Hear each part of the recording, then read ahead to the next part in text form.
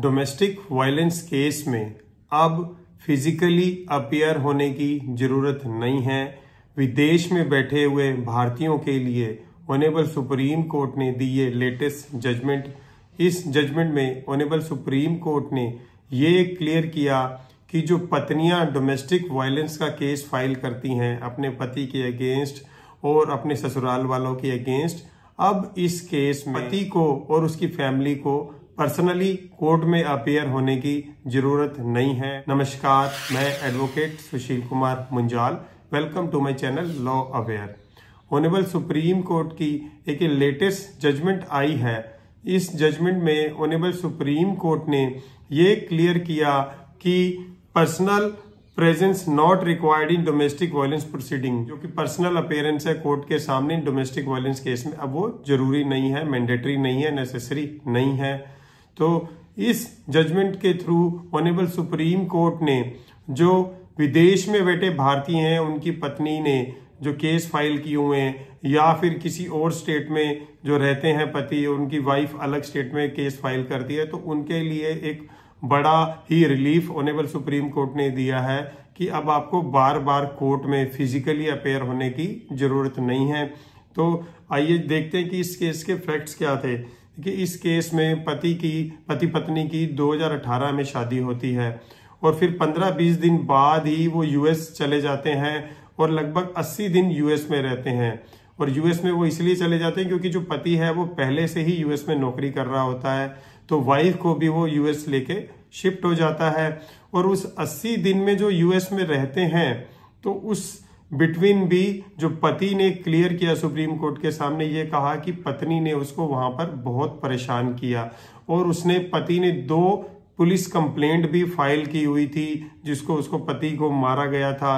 But police ने वहां की क्यों एक्शन नहीं लिया था कि पति ने वहां पे कंप्लेंट फाइल करने के बाद वो रिक्वेस्ट करी कि बस वार्निंग देके छोड़ दो। अब जो 80 दिन बाद वो यूएस से वापस इंडिया आए, कुछ दिन इंडिया रहने के बाद जब पति दोबारा अपनी नौकरी ज्वाइन करने के लिए यूएस शिफ्ट हो रहा था, तो उसने पत्नी को भी बोला कि वहां पे साथ चलने के लिए, और पत्नी ने वहां मना कर दिया जाने से कि मुझे अब इंडिया में ही रहना है, मैं वहां पर नहीं रहूंगी।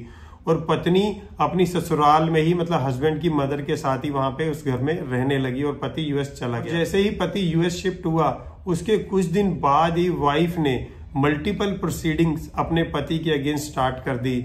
वाइफ ने मुजफ्फरनगर बिहार में 7 केस फाइल किए और हावड़ा वेस्ट बंगाल में उसने अपने पति के अगेंस्ट 3 केस फाइल कर दिए।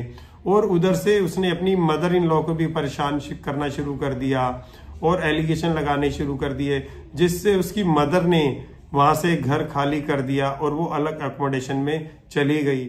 और जब पत्नी ने इतने सारे केस अपने पति के अगेंस्ट फाइल कर दिए, तो इसका इम्पैक्ट क्या आया कि पति का पासपोर्ट भी इम्पाउंड कर दिया एम्बेसी ने कि क्रिमिनल कंप्लेंट फाइल हो गई हैं। और उसके बाद उसको वहां से नोटिस भेजे जाते कि आपको कोर्ट में पर्सनली अपीयर होना है। और जो हावड़ा कोर्ट का जो लास्ट नोटिस गया कि वो पति को पर्सनली अपीयर होना था कोर्ट में मजिस्ट्रेट के सामने, वो पति पेश हो नहीं पाया क्योंकि उसका पासपोर्ट इम्पाउंड था। तो उस सब को देखते हुए भी कोर्ट ने नहीं माना और कोर्ट ने पति के अगेंस्ट ऑर्डर पास कर दिया और एम्बेसी के थ्रू यूएस से उसको इंडिया में बुलाए जाने का प्रोसेस स्टार्ट कर दिया।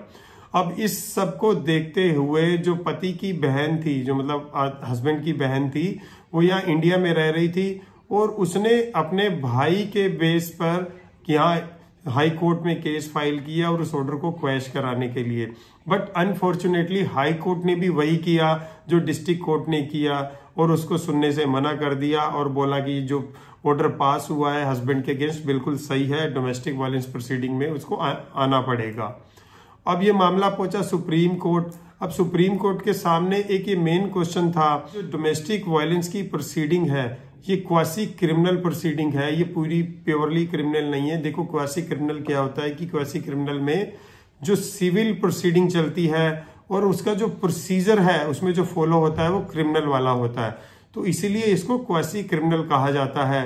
तो इसीलिए ऑनरेबल सुप्रीम कोर्ट ने ये देखा कि इस केस में जो पति का पासपोर्ट पहले ही इंपाउंड कर दिया गया था क्योंकि वाइफ ने बहुत सारे केसेस फाइल कर दिए थे, तो ऑनरेबल सुप्रीम कोर्ट ने भी ये देखा कि ऑलमोस्ट 10 केस जो है वाइफ ने फाइल कर रखे थे अपने पति के अगेंस्ट, और जो पति 80 डेज ही साथ रहा है अपनी पत्नी के, और जो वापस यूएस गया तो वाइफ ने मना कर दिया।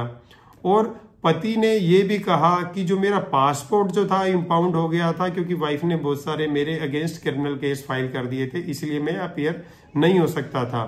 बट ऑनरेबल सुप्रीम कोर्ट ने इस केस के थ्रू, इस ऑर्डर के थ्रू एक बात ये क्लियर कर दी जो कि अब सभी केसेस में एप्लीकेबल होगी। ऑनरेबल सुप्रीम कोर्ट ने ये कहा कि personal presence not required in domestic violence proceeding. अब जितने भी डोमेस्टिक वायलेंस के केस चल रहे हैं, चाहे वो पति इंडिया में रहता है, चाहे वो इंडिया से बाहर रहता है, तो अब किसी भी केस में पर्सनल अपीयरेंस जरूरत नहीं है। अगर पति वहां पर वर्चुअली अपीयर करना चाहता है तो वर्चुअली अपीयर हो जाए। वो बाद की बात है, जब मैटर आपका एविडेंस पे आता है, जब फिजिकल प्रेजेंस नेसेसरी होती है, तब आपको कोर्ट में आना है। बट उससे पहले आपको और आपके रिलेटिव जिन के अगेंस्ट केस फाइल हुआ है, उसमें अब आपको फिजिकली आने की जरूरत नहीं है। और अगर आप इस जजमेंट को पढ़ना चाहते हैं तो उसका लिंक मैंने डिस्क्रिप्शन बॉक्स में डाल दिया है, आप वहां से जाकर पढ़ सकते हैं। और अगर आपको ये वीडियो अच्छी लगी तो please like and share the video and subscribe my channel. Thanks for watching.